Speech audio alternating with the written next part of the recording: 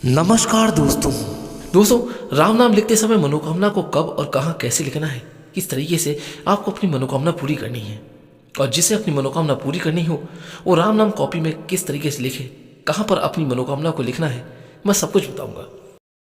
मैं आपको यह भी बताऊंगा कि किस तरीके से बहुत कम समय में आप अपनी मनोकामना को पूरा कर सकते हैं। वो किस तरीके से होगी वो भी मैं आपको बताऊंगा। लेकिन दोस्तों सबसे पहले मैं आपको एक बात बता देना चाहता हूँ। आपने प्रहलाद का नाम तो सुना ही होगा। वो हिरण्यकश्यप का पुत्र था और आप जानते हैं कि हिरण्यकश्यप ने अपने पुत्र को कितनी यातनाएं दी थी, क्योंकि वो श्री हरि का शत्रु था और श्री हरि को वो अपना इतना कट्टर शत्रु मानता था कि उसकी हर तरह की पूजा का विरोध करता था। यहाँ तक कि उसने अपने प्रहलाद की श्री हरि की पूजा का भी विरोध किया और उस पूजा को मिटाने के लिए उसने कई तरीके की अपने प्रहलाद को, अपने पुत्र को ही कई तरह की यातनाएं दी। यहाँ तक कि उसने उसे पहाड़ी से भी फिकवा दिया। लेकिन फिर भी प्रहलाद ने अपना जाप करना बंद नहीं किया। वो निरंतर मन ही मन में जहां भी होता श्री हरि का जाप करता रहता। इसे देखकर हिरण्यकश्यप को बहुत क्रोध आया। तब एक दिन उसने प्रहलाद से पूछा कि क्या तेरे भगवान हर जगह हैं? तो उसने कहा कि हाँ, मेरे श्री हरि हर जगह हैं, इस जल में, धरती, आकाश में, यहाँ तक कि इस पत्थर में भी हैं।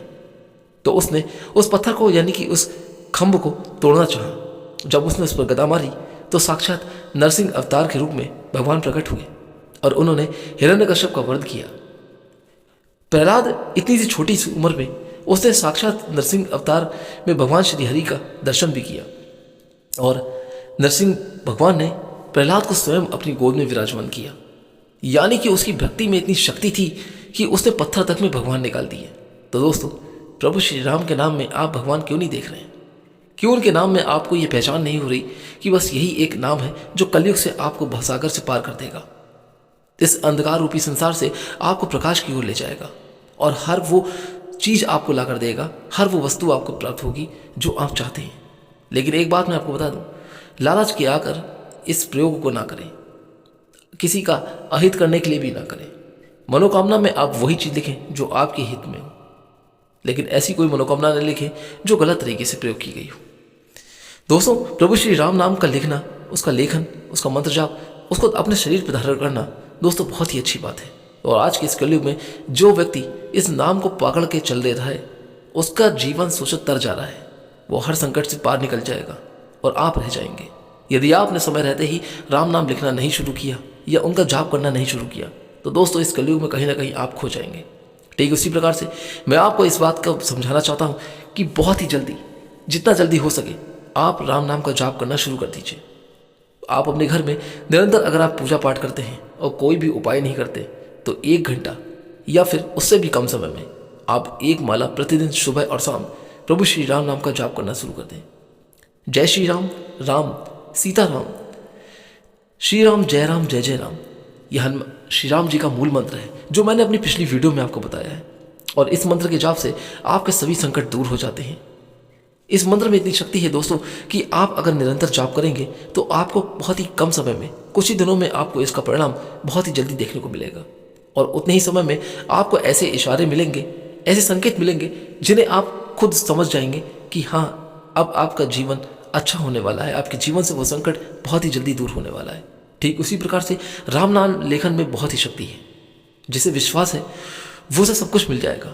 जैसे कि प्रहलाद को विश्वास था और उसे प्रभु के दर्शन हुए, पत्थर में भी भगवान उसने निकाल दिए। तो प्रभु श्री राम के नाम में इतनी शक्ति है दोस्तों कि आप अगर उसको लिखना प्रारंभ करेंगे तब आप उनकी शक्ति के बारे में अनुभव कर पाएंगे, उस सकारात्मक ऊर्जा को महसूस कर पाएंगे जब आप लिखने बैठेंगे। बस लीन हो जाइए। लेकिन ये मनोकामना भी आपकी तभी पूरी होगी दोस्तों जब आप श्री राम नाम के नाम में लीन हो जाए, डूब जाइए, खो जाइए। बस ये सोच लीजिए कि आपके सामने प्रभु श्री राम बैठे हैं। जैसे कि हम हनुमान चालीसा पढ़ते हैं तो हमारे सामने हनुमान चालीसा जब हम जाप करते हैं, आपको ऐसा अनुभव हुआ होगा, जो सच्चे दिल और श्रद्धा भक्ति भाव से जाप करता है उसको एक सकारात्मक ऊर्जा का अनुभव होता है। रोंगटे खड़े हो जाते हैं। क्यों? क्योंकि हनुमान चालीसा में ऐसी शक्ति है, ऐसी पावर है दोस्तों कि जब हम उसका जाप करते हैं तो अचानक से ही हमारे अंतरात्मा से वो एक एनर्जी एक्टिवेट होने लगती है। और उस एनर्जी को जब एक्टिवेट होती है तो हमारे रोम रोम खड़ा हो जाता है। आपने महसूस करा होगा उसकी पावर को। जो जाप करता है श्रद्धा भक्ति भाव से उसको ये बात जरूर अच्छी तरीके से समझ में आ रही होगी कि मैं क्या कहना चाह रहा हूँ और किस बात के बारे में समझाना चाह रहा हूँ। ठीक उसी प्रकार से राम नाम के लेखन में भी बहुत शक्ति है। कुछ लोग सोचते हैं कि बकवास है, लेकिन जो लोग ये बकवास सोचते हैं वो इस वीडियो को छोड़ के यहीं से जा सकते हैं। और मैं अनुरोध करता हूं दोस्तों कि अगर अभी तक आपने इस वीडियो को लाइक नहीं किया है तो एक बार वीडियो को लाइक करके हमारे चैनल को सब्सक्राइब जरूर कर दीजिएगा और बेल आइकन को प्रेस कर दीजिए ताकि आने वाली अगली वीडियो का सबसे पहला नोटिफिकेशन सबसे पहले आपको मिल सके। दोस्तों, राम नाम के लेखन करते समय आपको अपनी मनोकामना कहाँ लिखनी है, इस बात पे मैं आपको गौर करता हूँ। अब इस बात को आप यहाँ से ध्यान से सुनिएगा। देखिए, सबसे पहले यदि आप श्री राम नाम लिख रहे हैं तो एक नई कॉपी ले लीजिए। श्री राम नाम की पुस्तिका है तो और भी अच्छी बात है, यदि नहीं है तो मंगवा लीजिएगा, और अगर वो भी नहीं है तो आप कोई नई कॉपी ले लीजिए। और उसके बाद आपको एक लाल रंग का पेन लेना है। लिखना आपको लाल रंग की स्याही से ही है, नीले पेन का प्रयोग बिल्कुल ना कीजिएगा। आप लाल रंग की पेन से जब आप श्री राम लिखेंगे या सीताराम लिखेंगे या श्री राम जय जय लिखेंगे या फिर सिर्फ राम लिखेंगे, कुछ भी लिख सकते हैं। जिस चीज़ की आप आदत डालें वही चीज़ आप लिखते चले जाइए। लेकिन उससे पहले आप कॉपी में ओम लिखिए। ओम लिखने के बाद आप प्रभु श्री राम नाम का लेखन शुरू कीजिए। जब पहली बार आप 108 बार श्री राम लिख लेंगे, ये जो भी आप लिख रहे हैं, सीताराम लिख रहे हैं या श्री राम जय राम लिख रहे हैं, तो 108 बार लिखने के बाद आपने देखा होगा कि कॉपी के एक साइड में, यानी कि लेफ्ट हैंड साइड में, यानी कि उल्टी तरफ की बात कर रहा हूँ, बाएं हाथ की तरफ, आपको देखा होगा कि जहाँ पे हम प्रश्न उत्तर लिखते हैं, बचपन से लिखते आए हैं, वो जगह खाली रहती है। वो जो खाली रहती है जगह, उस जगह पर आपको 108 बार राम जी का नाम लिखने के बाद आपको वहाँ पर क्या लिखना है, इस बात को आप ध्यान से सुनिएगा। सबसे पहले आपको लिखना है, thank you so much Hanuman ji, आप हमारे साथ हैं और आप पर हमारी कृपा है, हम पर आपकी कृपा है। उसके बाद आपको वहाँ पर अपनी मनोकामना लिखनी है। सबसे पहले आप भगवान का धन्यवाद अदा कीजिए, थैंक यू हनुमान जी। उसके बाद ही आप अपनी वहाँ पर मनोकामना लिखिए। मनोकामना लिखने के बाद आपको वहाँ पर उतनी ही जगह पर लाल रंग का एक घेरा बना देना है, यानी कि अपने उसी पेन से आप अपनी मनोकामना को लिखने के बाद उसको एक घेरा बना देंगे। घेरा बनाने के बाद बस आप फिर राम नाम लिखना शुरू कर दीजिए। लिखते जाइए। जिस तरीके से आप पूरी कॉपी में राम नाम लिख रहे हैं, उस पूरी कॉपी को आप भर लीजिए। लेकिन जब आप श्री राम लिख रहे हैं, जो भी आप प्रभु का नाम लिख रहे हैं, लेकिन ये ध्यान रहे कि आप पूरी श्रद्धा और भक्ति भाव के साथ लिख रहे हैं। आपको गिनती नहीं गिननी है, काउंटिंग नहीं करना है कि मैंने कितनी बार लिखा, या फिर अपनी मनोकामना के पीछे मत पड़ जाइएगा कि बस अब मुझे अपनी मनोकामना पूरी करनी है और जल्दी से जल्दी मैं यहाँ पर अपनी विश लिख दी और बस राम नाम रटे पड़े हैं, लिखे पड़े हैं। ऐसा नहीं, ऐसा भी नहीं करना है। आपके अंदर एक भाव होना चाहिए, वो एक लालसा होनी चाहिए, वो आपके अंदर चेतना होनी चाहिए कि हाँ, मैं बस प्रभु श्री राम में खोया हूँ और प्रभु श्री राम के बारे में ही लिख रहा हूँ।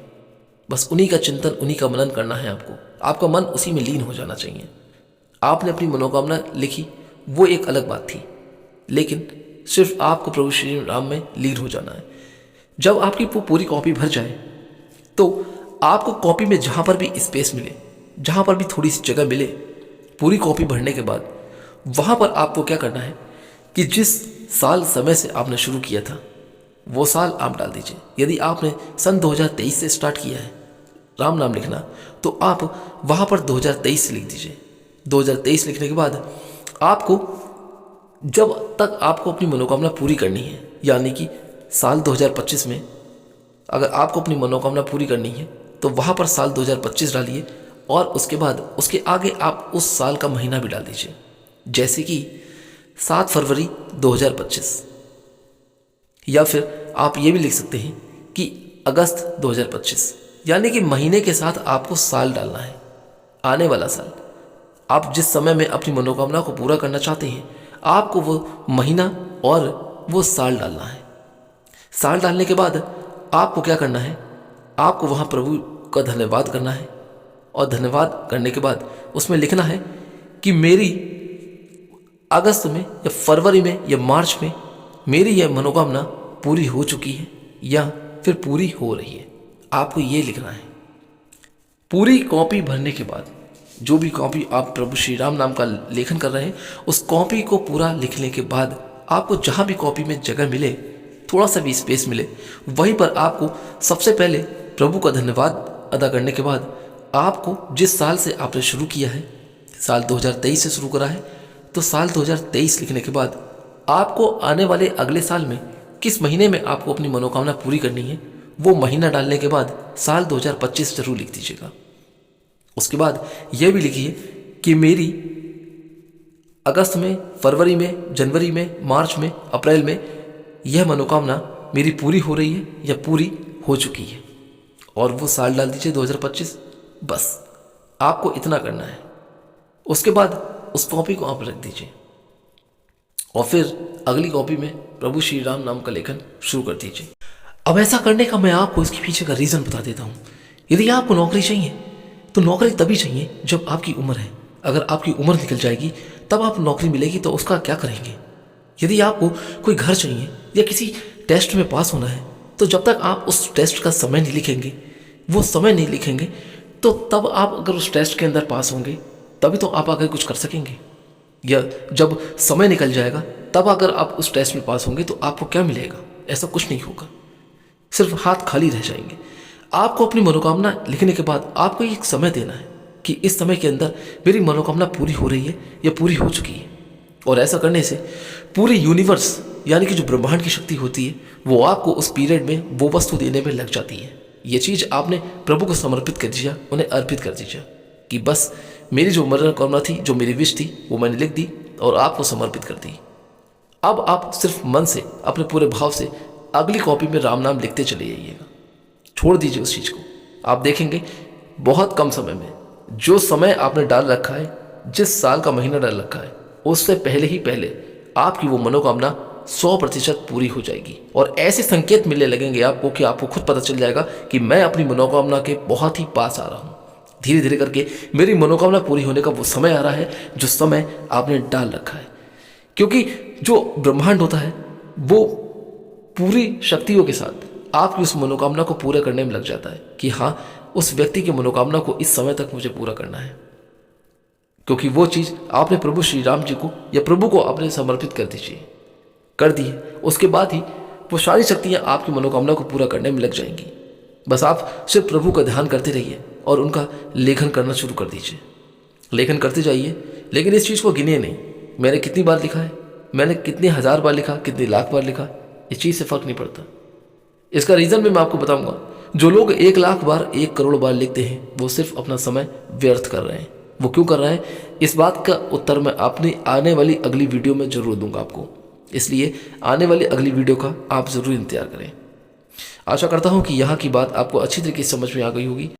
तो दोस्तों, आज की ये वीडियो आपको कैसी लगी? अगर अच्छी लगी हो तो एक बार इस वीडियो को लाइक करके हमारे चैनल को सब्सक्राइब जरूर कर दीजिएगा और बेल आइकन को जरूर प्रेस कर दीजिए। वीडियो अच्छी लगी हो तो दोस्तों एक बार कमेंट बॉक्स में प्रेम से जय श्री राम जरूर लिखिएगा। आज्ञा दीजिए, फिर मिलूंगा और एक नई कहानी के साथ।